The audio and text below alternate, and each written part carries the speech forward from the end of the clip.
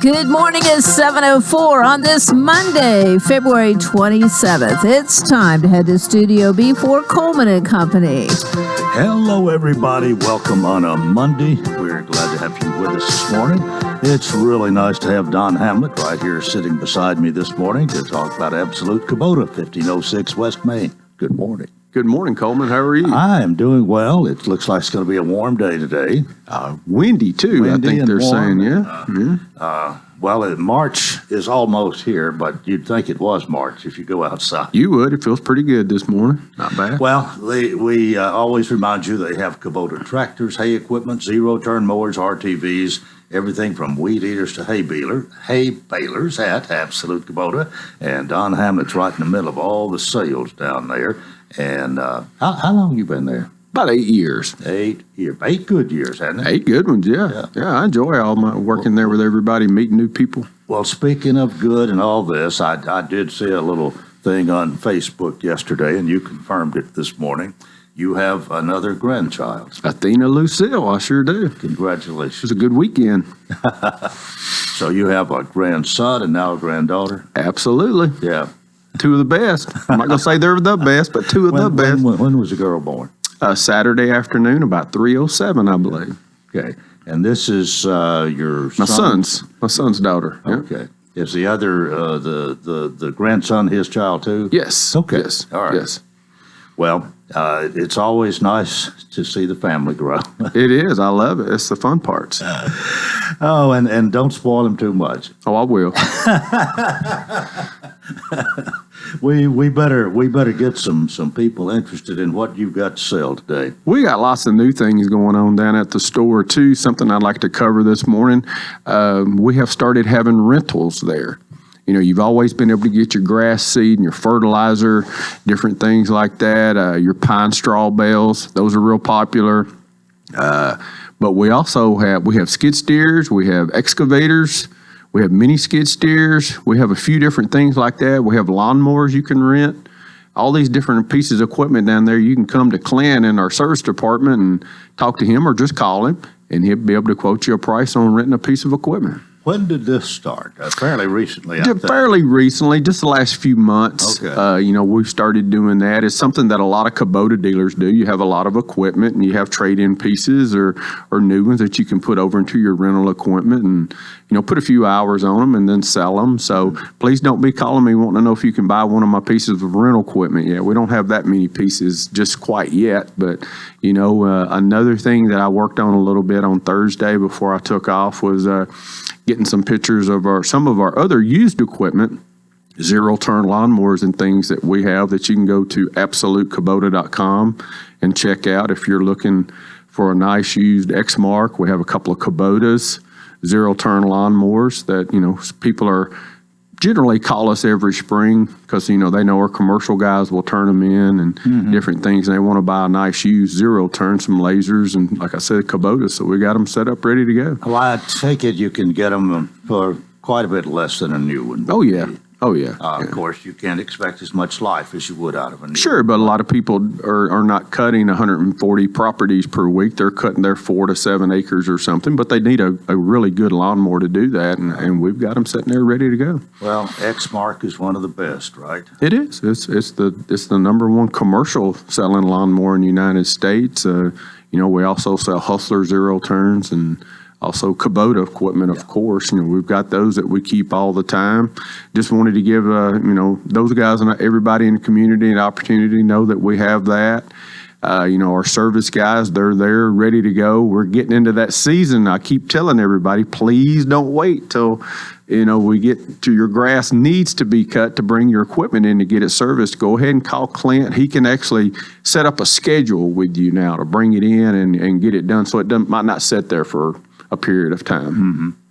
Well, and here again, I understand, and I know you do too. Sometimes it's so easy to put something off. You almost have to make yourself You go do. something, especially when it's easier to if it's cold outside and you want to sit there and watch Gunsmoke or something. We do, and just to keep in mind, we have started at the 1st of February. We started opening on Saturdays again, so we're open through the week, Monday through Friday, from 7 a.m. to 5 p.m.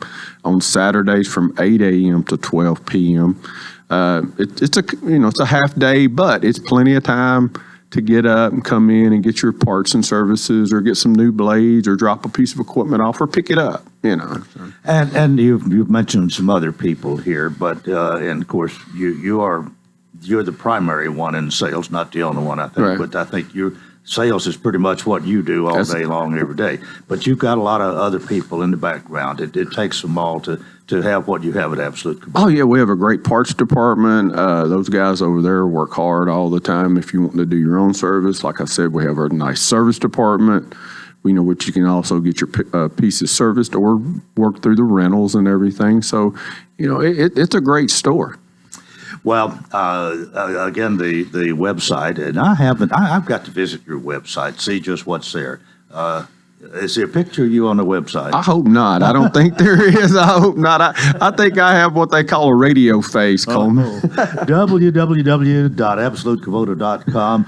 But go there and see if Don's pictures. Yeah, check that out. If it is, I'll try to get that taken down. All right. Well, hope you have a great week, and I guess we'll see you next Monday and do it again. I'll be here next Monday. Right.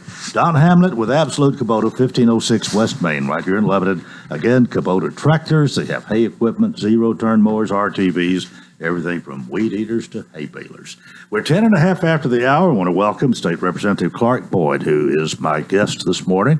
And I'm going to tell you, if you could see him this morning with his suit and bow tie, and I'm telling you, good morning. Good morning, Coleman. Clark, you look like $1 million today. Well, I know I normally come in here with my gym clothes on because I'm heading to the gym after this, but the last few times I've been here, I've had to head in for budget hearings for the Finance Ways and Means Committee, so I have to be there at 9 o'clock. So there's no time to go to the gym. I'm leaving here and heading to Nashville. Well, I hope the TV cameras seek you out today for something. It will improve their story.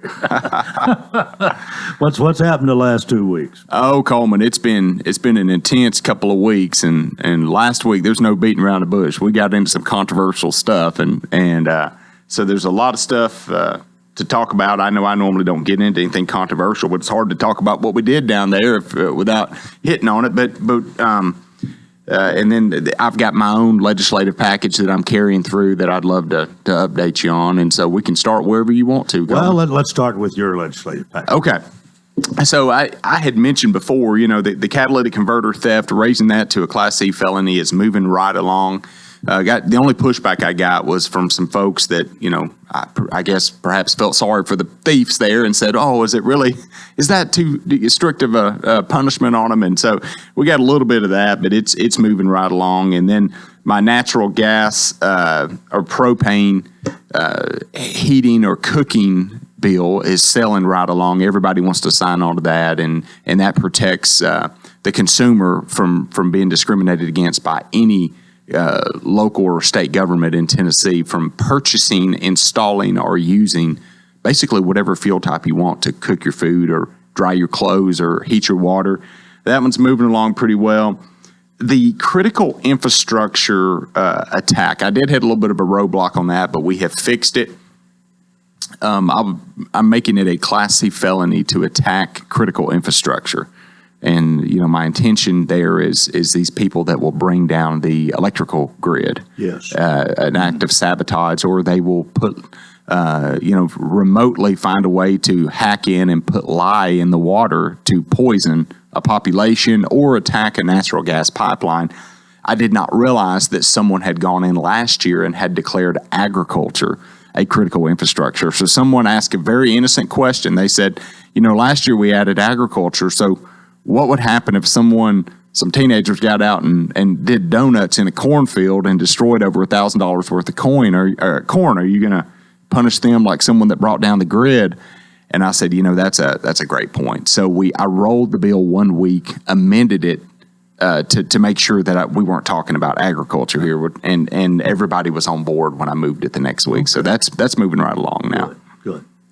What about this expanding the constitutional carry?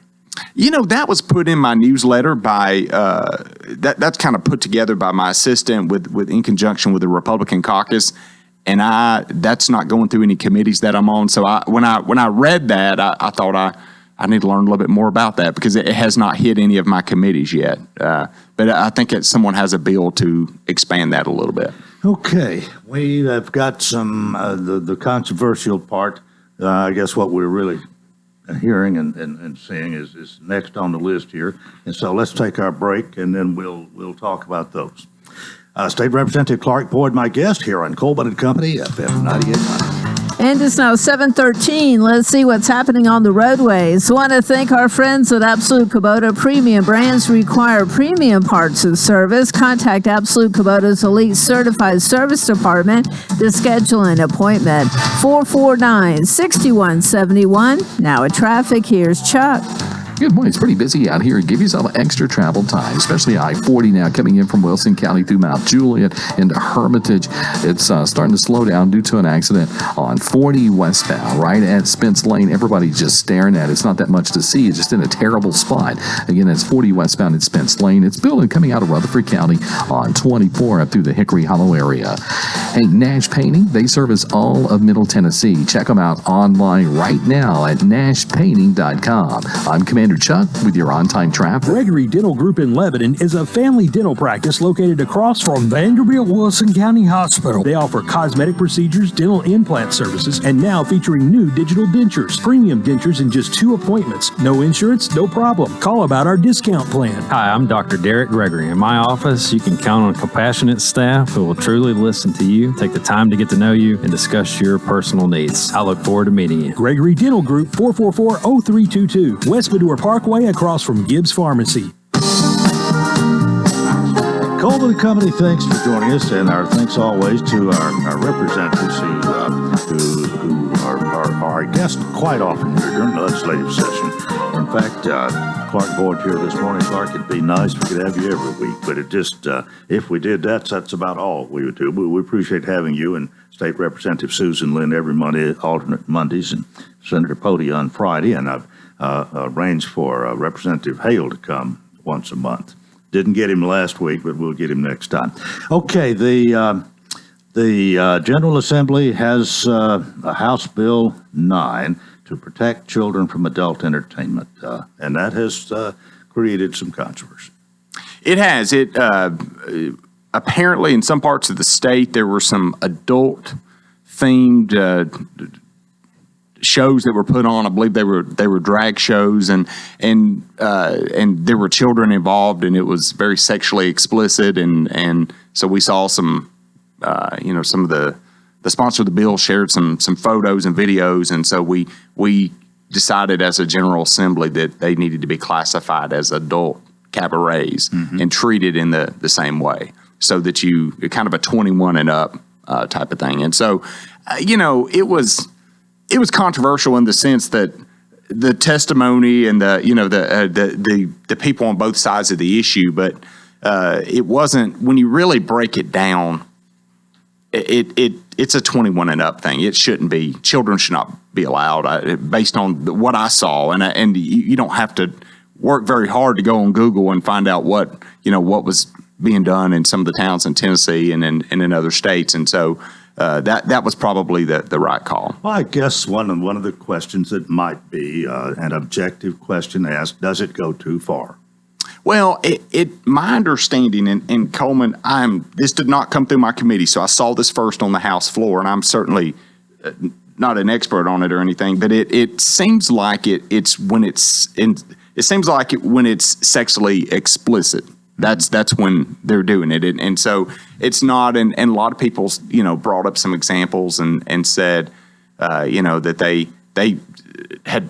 If anyone had ever just jokingly dressed in drag or something, I don't think this bill addresses that. I think this is when it is one of these shows that they're simulating acts of sex, or they're doing things like that, and that's certainly the evidence that was presented to me. It certainly did that, and so that shouldn't be done at the local park with children in attendance and children on stage. And so I think we did an okay job with it. I mean, and this does, is reading from your weekly information here, that it does, it prohibits really anybody under the age of 18 from attending such a performance. That's right. Yeah.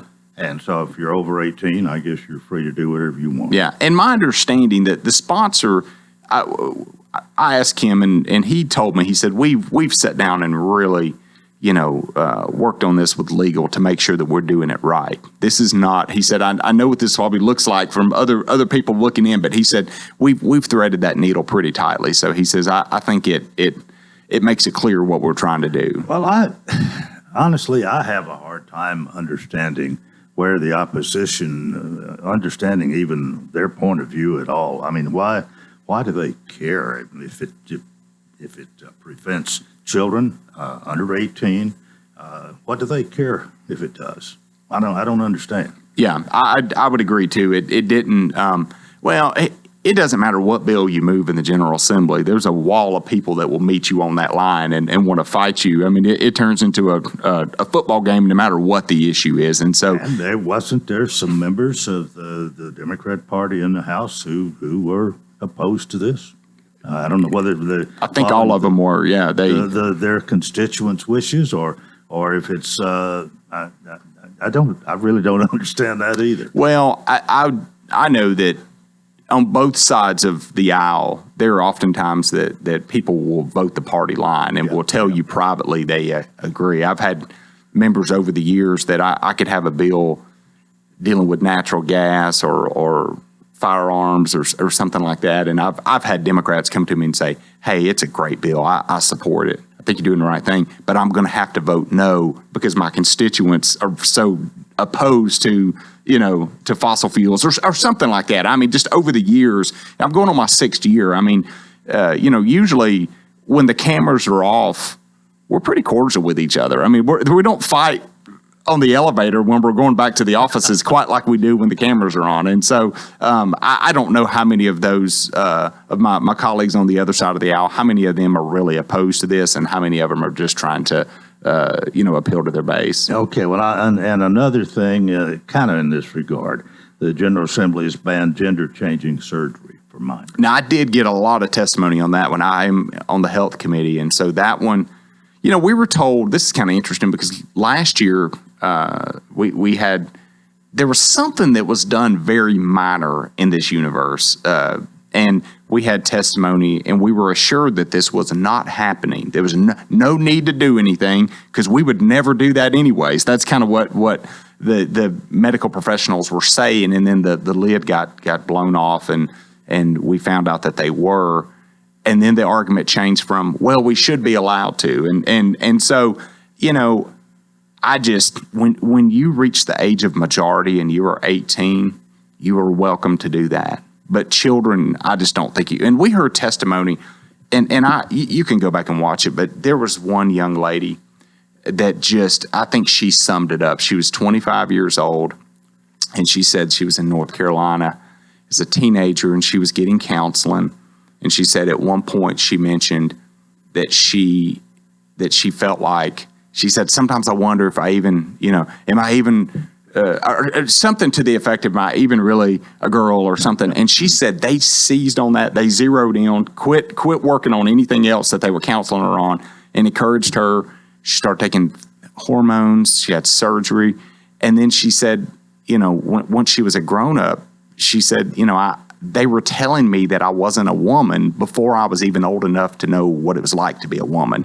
And so she's now, back to being a female, and she was just telling about the pain, how painful the surgeries were and how she still has residual pain from it. She said like numbing. She said that the drugs that she took made her shoulders grow bigger than probably her body naturally would have. So when she got off of them, she has aching shoulder pain now where her shoulders are bigger than they probably would have been. And she said she has sore throats constantly from something there. And she just said, she said, by 18, I'm not sure I would have wanted to have done this. This was largely driven by a counselor. And she was just, I mean, it was so sad. And I would have voted for the bill anyways. But to me, she gave the best example of why a kid the same kid, I mean, you've parented before. I mean, and the same children that may be young enough to believe in Santa Claus, they want to eat cake for supper, they want to stay up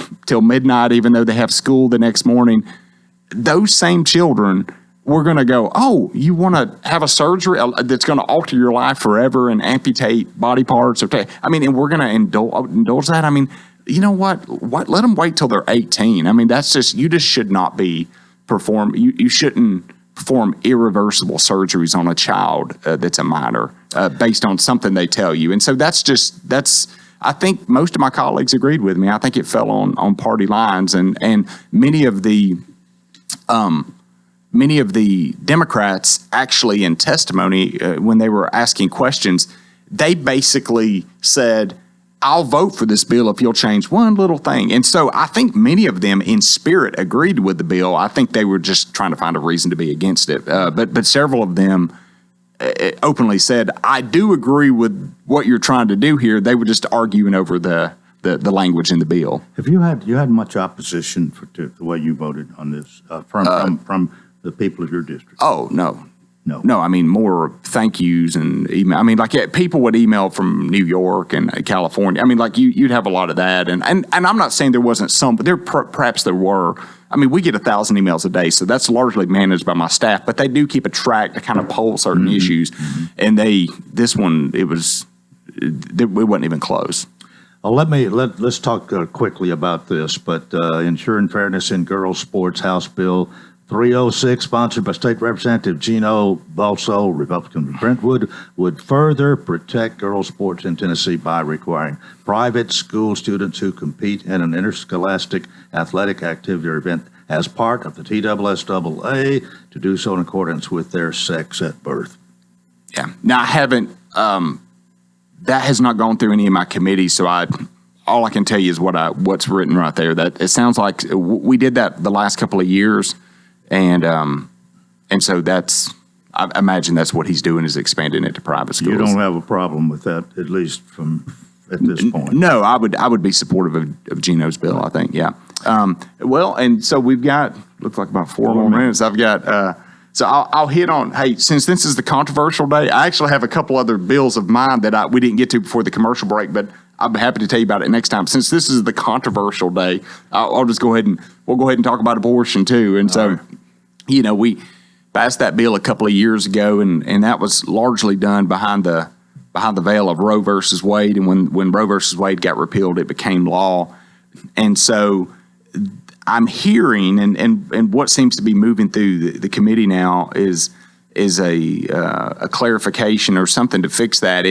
It's a bill that probably was not written well for the doctors. I mean, it basically makes it a felony to even intervene in an ectopic pregnancy and things like that. And we need to fix that. And I think everybody is in agreement.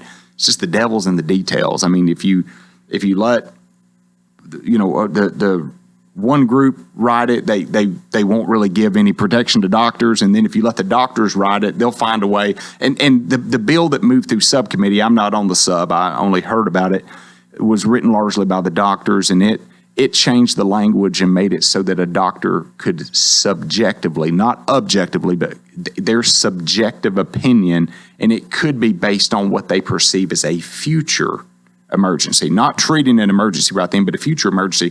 Well, if you can subjectively perform an abortion because you think it might protect it might be needed because there could be an emergency later, that's basically opening up the door to elective abortions. I think it hit a wall of resistance by the pro-life legislature, but something does need to be done there, and they need to get both parties present, and I don't think they've done that yet. I think that the doctors don't want to deal with the right to life, and right to life doesn't want, but we've got to get everybody in a room and come up with some language, because you shouldn't, a doctor intervening in an emergency to protect the life of a mother, they shouldn't be calling the insurance company to make sure they're not going to get sued or something. And so we need to fix that.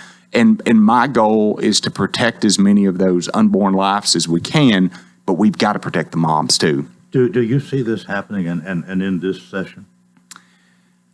I don't know. I think I'm hearing that the bill that I have not heard yet, but is on its way to the full committee, is dead in the Senate. Yeah. And so if it's dead in the Senate, then there are other people that have a caption bill that they could fire up and start moving. A caption bill means you just hold a slot and it opens the right TCA to do something. They would just have to put the language on it and start moving it. And I have heard that there are some folks that have a solution and that they're just waiting to see where this one goes. So there could be 2, maybe 3 other bills that come down the pike that address this. Okay, when you come back in 2 weeks, I may not even refer to your Hey, let's not talk about this stuff again, Coleman. We promise each other. We'll get back to the gas and all that. But I don't have time to talk about it today, but remind me to tell you about a bill dealing with gas, nuclear, and clean and renewable energy next time. All right. Yeah. Thanks so much. State Representative Clark Boyd, and that's part 1 of Coleman and Company. We've got more. We hope you'll keep it here, FM 98.9. And it's 7:29. Let's see what's happening on the roadways. Thanks to our friends at Bates Ford. Get a battery installed on most vehicles, $134.95. Bates Ford, 1673 West Main. Now at traffic, here's Chuck. Good morning. They're moving a wreck right now. I'm looking at it live over here on Briley Parkway at Clarksville Pike. Give yourself a little extra time over there. A lot of flashing lights. Again, that's going westbound on Briley Parkway at Clarksville Pike on what looks to be 3, maybe 4 cars involved. Traffic's heavy, but it's expected this time of the morning on 24 coming out of Rutherford County, Murfreesboro, headed towards Nashville through the Hickory Hollow area. Watch for some radar down I-40 in Wilson County and also in Dixon County as well. Snapdragon Hemp, serving up lab-tested, top-shelf hemp products across the entire nation. Edibles, flowers, concentrates. Order online, snapdragon420.com. I'm Commander Chuck with your on-time traffic.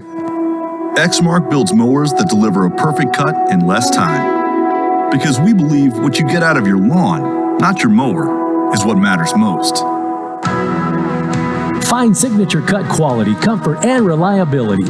Exmark's Laser Z is the zero-turn more landscape pros trust. Find attractive financing and the Exmark that's right for you at Absolute Kubota, 1506 West Main in Lebanon. Exmark, official mowers of the backyard life. Hello Phoenix fans, I'm Reed Madariaga of Mililani, Hawaii, and I'm a pitcher on the Cumberland baseball team. We have a big week coming up and we need your support. Come out to the 6th, Monday at 1 p.m. and Tuesday at 2 for single games as we conclude our homestand. Then we travel to Georgetown for a single game Friday at 1 and a doubleheader Saturday at 11 a.m. Hear all the action right here on this radio station or on GoCumberlandAthletics.com. Check the website for schedule changes. Go Phoenix! You'll notice the wind out there this morning along with a chance for rain during the morning drive. Look for temperatures to reach 73 degrees by this afternoon and skies to clear out overnight. Tuesday should see temperatures in the lower 60s. This weather forecast is brought to you by Walker Auction and Realty, professional auction and real estate services. Get top dollar for your home, land, or personal property. Log on to MikeWalkerAuctions.com. They know auctions. That's a look at your forecast. I'm number 1 Ned. Coleman and Company, thanks for joining us on part 2. Billy Mullinax is here. That means it's time to talk about Mount Juliet Chrysler Dodge Jeep Ram, 600 Pleasant Grove Road, Mount Juliet. Good morning. Good morning, Coleman. Good to see you. It is good to be here.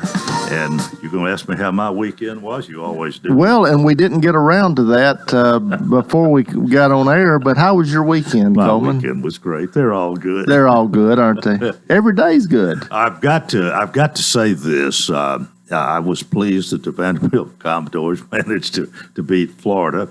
This was and MJ got to go see that game.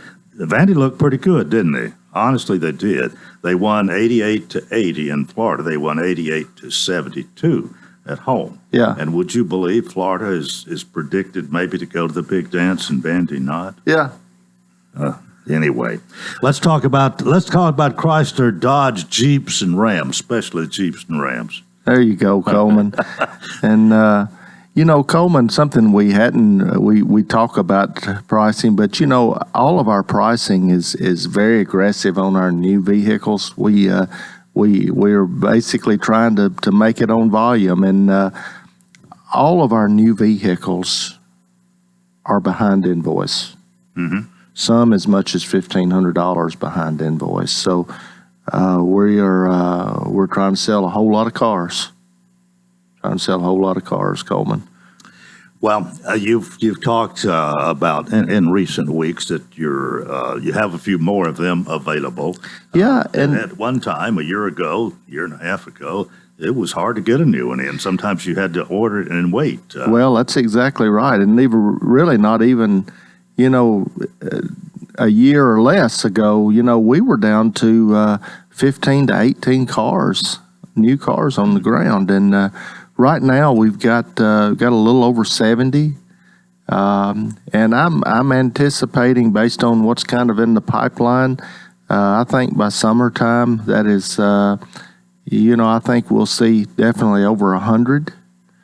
So things are, and when you look at the other lots around town, you see that things are improving a little bit because you're seeing more vehicles than what you were seeing there for a little while. So things are getting a little better as far as new vehicle availability. And I take it with the added availability of the new ones, maybe the pre-owned cars are not hardly as expensive as they were a few months ago. They definitely have come down in price.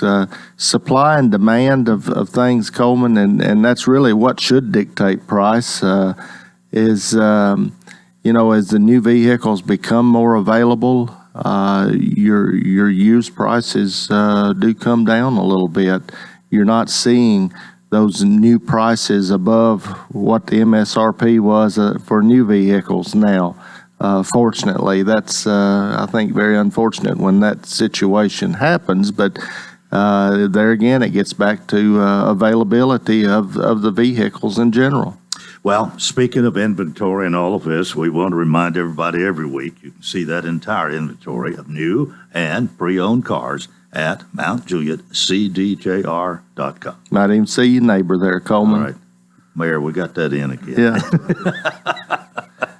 Mayor Hutto, when he's here, he's always hoping to catch us not doing that so he can come in. Well, and if, he listens to us even when he's not here, Coleman. And there's been we're not going to mess up. There's been once or twice that we have forgotten that, and I've seen him out, and he'd say, "You forgot your neighbor." So have we really forgotten once or twice? Yes, we have. All right. Yes, we have. Well, if Mayor Hutto says we did, I don't doubt it. I don't doubt it a bit. I don't either. Oh, we do have a lot of fun here on Monday mornings. Yes, we do. We talk about the same thing, and the same thing is selling those cars. That's what you're in the business. That's how you're making money and making people happy. Well, that's how we feed the fish, Coleman. yeah, that's another thing. Hadn't mentioned that aquarium maybe in a week or two, and then that's still there, and that's still your baby. And it's still there. It's still 3,000 gallons, and it's beautiful. We still have people come by and just look at it, and certainly our customers, when they're there, just about all of them spend a little bit of time looking at that. Just out of curiosity, those fish, those creatures in there, every once in a while one of them has got to die. Yes. So you replace and keep up. Yep. Somebody does anyway. We have a company that comes in once a week, Coleman, that cleans it inside and out, and then also makes sure that all of our equipment. We've got a whole room full of equipment that takes care of that aquarium in the back, and so they make sure everything is working like it's supposed to. Change out filters and make sure that everything is kind of tracking along. Yeah, well, that's great. But it is certainly a conversation piece. It's something you can even invite people to come and see you for, if for no other reason, just to enjoy what's in there, see it for the That's first time, exactly maybe. right, Coleman. You don't have to buy anything. Just come by and visit with us. 600 Pleasant Grove Road on the easy side of Mount Juliet. Easy side. Right next to Academy Sports and Walmart, close by. That's exactly right, All right, Coleman. well, we're at the end of the month here. Today is the 27th. Tomorrow's the last day of February. And tomorrow's the last day of February. And so if you've got a trade, it may be worth just a couple of $100 more. That hadn't changed at all. That hadn't changed. You still want a good February. We still want to finish as strong as we can, But it's Coleman. been a pretty good month, under. It has. Yeah. It has. February normally, as long as you don't have bad weather, is a pretty good month, even though it's a short month. Yeah. All right. Well, hope everything goes well, and we'll tell everybody again. Your sales department's open Monday through Saturday, 8:30 a.m. to 7 p.m. Yep. And again, Mount Juliet, CDJR.com, Mount Juliet Chrysler Dodge Jeep Ram, Billy Mullinex, General Manager. See you next Monday. See you next Monday. Thank you much. We are 21 before the hour, and Mayor Randall Hutto is here. And by the way, Mayor, good morning, first of all. I did notice that you put on Facebook last night that you were going to be here and asking people to tune in. I appreciate that. That's I have to give all the credit to Brooke Driver because Brooke, she does it every month. Okay. And really well, does. I don't see it every month, but I saw it yesterday. Yeah, she does a great job of that, that and many other things, trying to get the word out to our citizens. And, I enjoy really you giving me the opportunity to come on here and speak once a month and talk about, what's going on and what's coming up. And hopefully. I enjoy it. You're never short on words. But you disseminate a world of information about your office and you and your staff. And I think it's good for people to know that you're not, that you are very active. You're a busy county mayor. Well, without a doubt. Well, I think it's, just because of the area that we're in, definitely there's things continue to go on here, and it's been a good county, in spite of me, I say a lot of times. And so, but there's a lot happening. Well, let's get started here. Okay, we sure will. It's going to be a long day, Coleman. I think we have probably 32 resolutions tonight, 2 public hearings, and a couple of presentations for some ball teams. And so it's going to be pretty good. Aaron Maynard's going to actually start the meeting out tonight at 6 o'clock, going over finances and how things kind of work for our new commissioners. And it'll be a refresher for the old commissioners as well. And Sarah Davenport, knowing it's going to be a long night, she went out to McAllister's, and they're going to feed them tonight, donation there. So appreciate McAllister's for doing that, and then for Sarah also for having the foresight to do that for our commissioners. And so hopefully that'll make tonight a little less taxing. Well, as finance director, Aaron is he's a numbers guy. He is, and he's got the answers. He does, I think he does a good job. Knows what he's talking about. He does, and has done very well for us. And very excited about letting you know that he had a clean audit this time for Wilson County, which is that's a great task. Lots of different things going on. Most time the ones, if we have 1 or 2 findings, it'll be something simple. And has been since he's been there. But this was very happy to say that he's got a clean audit this year, and that's a good positive thing. It doesn't get any better than that. It doesn't get any better than that. No, sir. No, sir. Congratulations, Aaron. Yes, sir. He does a great job, and hopefully get him out here sometime just to talk about the strength of the county and finances, and I think that's important for our citizens to know as well. Talking about what happened this month, again, a lot of good things going on. Our office, Sarah and the others there, worked on a vaping kit hunt where they put a group came in just to talk about, vaping is kind of a thing that's going on, a kind of a craze that's happening with some of our younger people these days. And so they set up the conference room as a child's bedroom, and talked about and showed all the different places they could hide different materials. And so people came in and looked at that and just was astonished at, what's happened, just kind of get them a little more aware there. So I thought that was a great thing that was done. It was done through Drug Free Wilco, but it's really was a good deal. Had a chance to meet with Volunteer Network, meeting with Regina Girton and Susan Shaw, and this will kind of replace Wilson Volunteers, but it'll be a whole lot like Hands On Nashville here for us in Wilson County. It's kind of the collaboration of the volunteer group, that came about during the tornado, and it'll kind of put those Wilson Recover Wilson. It puts those together with people that want to maybe have some activities and need some help, or some people that want to volunteer can go on that network and find a place to go volunteer and give back. So we look forward to that.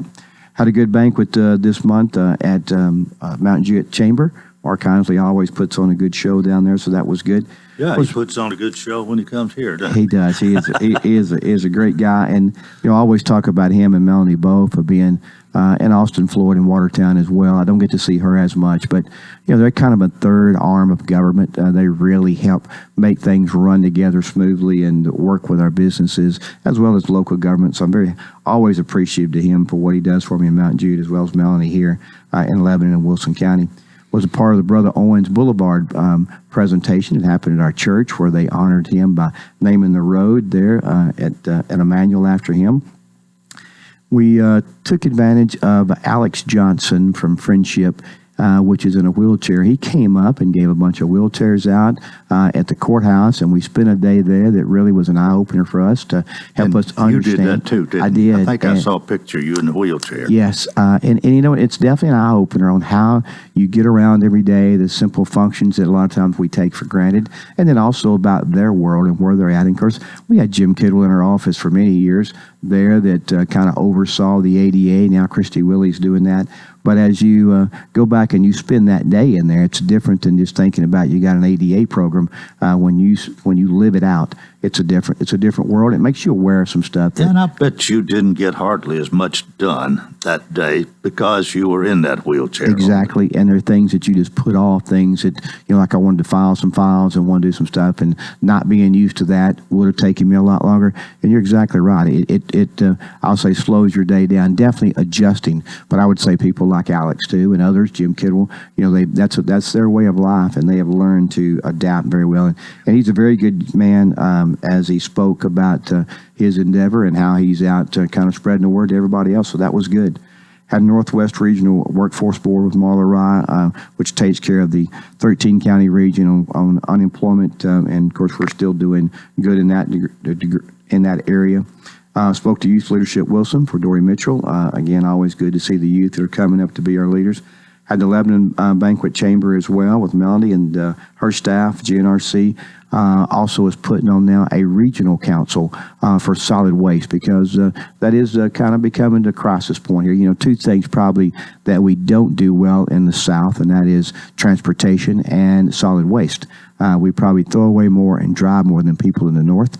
They spend more money on that. And as we are sitting on this council to say, okay, how do we handle our trash as these next few years come on? Maybe Middle Point closes over in Rutherford County. And, there's, of course, we are in very good shape in Wilson County. I will have to say that. They put in the Jackson law, which allowed for counties not to be able to open up any more landfills. But Wilson County has a Class 1 permit landfill here in sight. We have not, and probably will not cash that one in. It's a gold mine, and it'll be there for somebody to cash in. Probably not during my time, but if we ever run out of a place to go and put our trash, we can turn our landfill into a trash place for solid waste or landfill. So that is a good thing. The people long before me did a great job with the foresight there. Got to go hear James Maness, the mayor of Mount Juliet, speak at his State of the County, and he did a tremendous job. And of course, they have a lot of good things going on there. I think me and you both attended the Lebanon Senior Citizen Valentine Banquet with Patty Watts, and again, that was a good night. Went to Ascend Federal Credit Union ribbon cutting. I don't get to many ribbon cuttings unless I'm asked specifically to come, and so, but I was there, and I was there with Judy and Medina. That was, and of course, Medina won the $5,000 giveaway at the Lebanon Senior Citizens, and she gave that $5,000 back to them, which I thought was a great initiative on her part. So she was there at that ribbon cutting, so I thought, I'm going to go over and just kind of rub on her shoulder because I might win a door prize. And sure enough, we both did. So if you see Medina, you probably want to get close to her if you can. Gave the State of the County for the Lebanon Wilson County Chamber and had a good time there. Spoke to a different group at Maggiano's on Friday, a CAI group. And it's kind of a homeowners association. Ms. Faye Ellis, the mother of Russell Lanham, which is doing a big barbecue thing here for us in Wilson County. But had me come and speak to them, and just they wanted to hear about Wilson County and how we've handled the growth and what's going on here and why we're growing so much. So that was a good time to go do that. And I will say this before we take a break, I guess, is that anybody that wants me to come and deliver the State of the County or a particular part of that state, I'd love to do that. We We spend most of the December and January kind of getting all the facts together from 22, and would love to kind of go out and tell people that. So I can come to your place and speak at any time. Just call our office, and would love to do that. County Mayor Randall Hutto is here. Time for a break on Coleman and Company FM 98.9. And it's 7:48. Let's see what's happening on the roadways. Thanks, Absolute Kubota. Premium brands require premium parts and service. Contact Absolute Kubota's Elite Certified Service Department to schedule an appointment. 449-6171. Now with traffic, here's Chuck. Good morning. I'm still looking at this wreck up here. Everybody's just staring at it as they drive by Briley Parkway westbound at Clarksville Pike. Again, TDOT just arrived here, and they've got like 4 cars pulled over to the side. Still heavy right now coming off that ramp from Vietnam Vets on the 65 southbound. You got all that traffic flow through Sumner County coming inbound right now on Vietnam Vets, and also still slow at times. 24 trying to get up through the Hickory Hollow area in from Rutherford County. Again, right up by Bell Road. It looks like it's still pretty heavy. Snapdragon Hemp, serving up lab-tested, top-shelf hemp products, edibles, flowers, concentrates. Order online at snapdragon420.com. I'm Commander Chuck. You're on-time traffic. It's tax time, and Cars Unlimited Tax Service is locally owned and has 33 years of experience in preparing taxes. They do upfront loans of $250 to $6,000. They're also an authorized IRS e-file provider. Call 615-449-2955 or stop by 1006 West Main Street in Lebanon. Cars Unlimited Tax Service stands ready to help you prepare your taxes. Coleman and Company, thanks for joining us. County Mayor Randall Hutto is with us this morning, so I guess we'll pick up where we left off here. Okay, Coleman, we'll start with the County Commission meeting tonight. Commissioner Brown will have the prayer and pledge for tonight. We do have a couple of items on the consent agenda with the 30-mile speed limit going for Dunaway Road and a line item transfer for the PEG channel tonight. There will be some special recognition tonight. Commissioner Keith will recognize the Glable Middle School girls basketball team, and Commissioner Breeze will do the Mount Jewett Middle School boys basketball team. So both of those will be honored tonight, and then they'll do a naming of a bridge over Spring Creek Bridge there on Poplar Hill Road will be in honor of the Sergeant First Class Claude Albert Baskin. Commissioner Jerry McFarland is going to take care of that for us tonight, so that will be an honor as well. We will have 2 public hearings, as I said earlier today. Property on 1501 Highway 109 North, going from a Rural 1 residential to a C2 general commercial development there. Brian West is the property owner, so we'll have a public hearing on that one, as well as property owners of the Rollins Marshall Trust that's out there. That's kind of the people that was a part of the Speedway. Mm-hmm. They have 462 acres on the 231 side of the Speedway. It is zoned right now A1 and I1, which is light industrial. They're going to try to change that to C4, which is planned commercial, located there on Fall Creek Road. We will have an appointment of Will Hustler to the Legardo Utility District. I can't say that last name right, but I do think he played on the University of Tennessee football team when they won the national championship. Was what I was told, and I figured you would enjoy that. There we will have 3 appointments of full-time judicial commissioners tonight that will be handled by Commissioner John Gentry. That come up for reappointment on that one. Audit Committee, when we appoint Mr. Danny Clark, Commissioner Danny Clark, in place of Ms. Lauren Breeze, Commissioner. She cannot serve on that committee because she's working now part-time in the finance office. The Health and Education Facility Board, we will add Ms. Carol Steinson, if that's the pleasure of the Commission, in place of the late Ms. Tina Winfrey. We have 32 resolutions, as I said, and I'll try to get through those if I can in the next few seconds. They will amend the AFT, adequate facility tax, on the commercial industrial properties to go from $1,000 to $5,000. Their thinking here is that if people come and buy a home here in Wilson County, then they'll pay $5,000 as an adequate facility tax. Commercial development was only paying $1,000, so they're evening those up, and I understand that completely. They're also going to amend the fee schedule for the building permit there, and they'll kind of double that for the commercial side of the building side. They will amend the insurance contract just on the medical and the dental side, just for new hires and dependents, not retirees and not anybody that's there now, just for new people coming in is what they're looking to do. That again, it's another tier of adjustment for the insurance as that kind of goes on. They'll pass a resolution tonight, or consider a resolution tonight to videotape record all committee meetings. You know, we did that not long ago when we started the PEG channel. We did the county commission meeting, and we did the education meeting and the budget meetings that were there in the conference room. So they're making one now, a resolution saying, let's do all committees so people can see everything that goes on. If it's a committee meeting that meets there in the courthouse, in the conference room, or in the committee room, in the commission room. A lot of times the law enforcement will meet there at the sheriff's office.